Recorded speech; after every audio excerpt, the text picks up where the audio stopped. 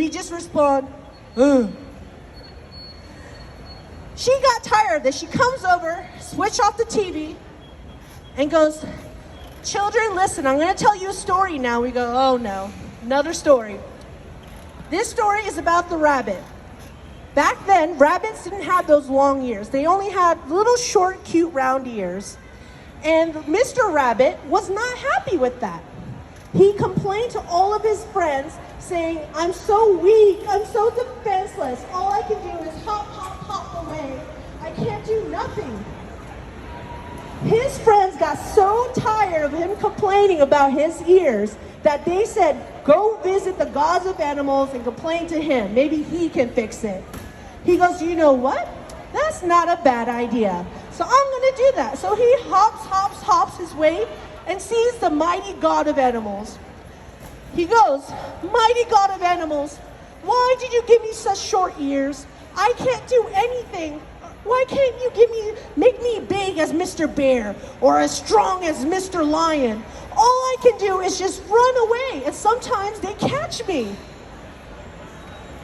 Mighty God of Animals was feeling lazy that day, though. He's like, I really don't want to deal with this kid. So here's what I'm going to do. If you can bring me these 3 items, I will make you strong and big. Bring me the tears of a crocodile. Bring me the fang of a wolf. Bring me Mr. Poisonous Viper, and I will make you big. Mr. Rabbit goes, really? Is that a deal? He goes, yes, I never go back on my promise. He goes, okay. So Mr. Rabbit, feeling energized now, goes hopping along the way till he sees the marshland. And in that marsh is floating Mr. Crocodile. Mr. Crocodile is not only cold-blooded, but clever. So Mr. Rabbit goes, yoo-hoo, Mr. Crocodile! Can I ask you for a favor? Mr. Crocodile looks at him, says, oh, what is this? Tiny little morsel to eat. I usually don't order takeaway, but I'm not going to say no to a free meal. Mr. Rabbit goes, oh, please, Mr. Crocodile, before you eat me, please grant me one last favor. Please let me go on your back so I can visit my poor, sick, dying mother. As I grew up, I gave her so much grief and sorrow. Can you please take me to her? Let me cross on your back. Mr. Crocodile, who just lost his mother recently, started crying and felt sorry for Mr. Rabbit. So he goes, of course, Mr. Rabbit, come on my back. I'll take you to see your poor, sick, dying mother.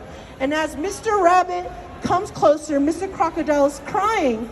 So Mr. Rabbit grabs his tears in a leaf and runs away and say, thank you, Mr. Crocodile. My mother's all better. Bye, see ya. And then Mr. Crocodile says, oh, you rabbit. I'm never going to trust anyone again, and I will never cry from this day forth. And that is how crocodile tears were made. So he has the crocodile tears. The next item he needs to get is the fang of a wolf. So he goes into the forest, hops along, and he sees Mr. Wolf laying behind a tree. Mr. Wolf is not only big, but he is also fast. So he asks, yoo-hoo, Mr. Wolf, I have a favor to ask. Mr. Wolf goes, most food doesn't walk in its own on this mouth, but I'm not going to reject a free meal.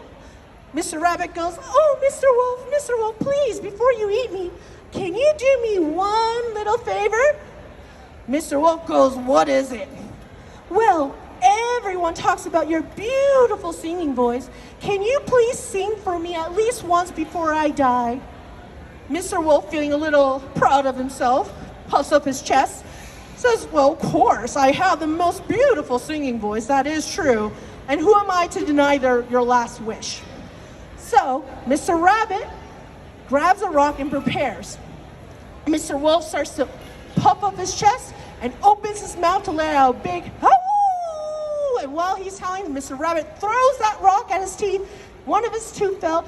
Mr. Rabbit grabs that tooth and jumps out and says, oh, Mr. Wolf, thank you for your song, but I'm busy. Bye!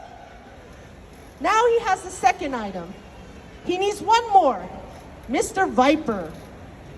So he hops away until he finds Mr. Viper in the trees, hanging around, lounging. And of course, before he goes to Mr. Viper, he sees an old lid and some honey. He prepares this jar and spread honey all over, the sticky honey inside the jar. Then he goes up to the trees. Yoo-hoo, Mr. Viper, can you do me a favor? Mr. Viper goes, well, what a tasty surprise we have here. Usually food doesn't walk up to me, but I'm not going to turn down a free meal. Oh, Mr. Viper, please do me one favor before you eat me. I was having an argument with Mr. Bear.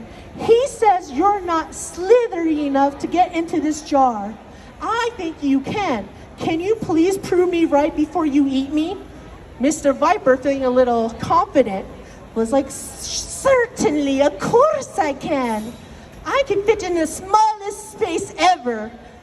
So he slithers into the bottle and gets stuck in the honey, and before he can get out, Mr. Rabbit plugs in the hole with the bottle and now has all three items. He has the tear of a crocodile, a fang of a wolf, and Mr. Viper himself. He gathers his items, hops along to see, finally, the God of Animals. Mr. God of Animals, I present to you the tears of crocodile, the fang of a wolf, and Mr. Viper inside this bottle. God of Animals like, you really did it, huh? Feeling lazy though, he didn't want to make Mr. Rabbit big, and he was afraid that Mr. Rabbit might abuse his new size. So he goes, let me tell you, I do feel sorry for you, kid. So what I'll do is, I'll give you long ears so you can hear any predator coming next to you and you can run away in time. So he grabs Mr. Rabbit's head, pulls and stretches his ear until they're as long as they are now. And that is how the rabbit got his long ears. Now, can you tell me why my mother told us that story? My brother guessed, you may not get what you want, but you'll get what you need. I guess even small creatures can do great things. Anyone want to guess why? What was the lesson of the story? Sorry? No, not quite. The lesson is, my dears, God gave you 2 ears and 1 mouth, so you'll listen to this twice. Next time I call you, you better listen to me before I stretch your ears out like Mr. Rabbit. Capiche? We said capiche, and we just hopped away. Thank you. So, those were our performances for the evening. We are District 27 Toastmasters. If you want to learn more, we are in booth I-11. We hope you stop by. We have pamphlets, candy, and make your own buttons. And you can learn more about what you can do to improve your public speaking and leadership skills. And we hope you enjoy the rest of the fair. Thank you.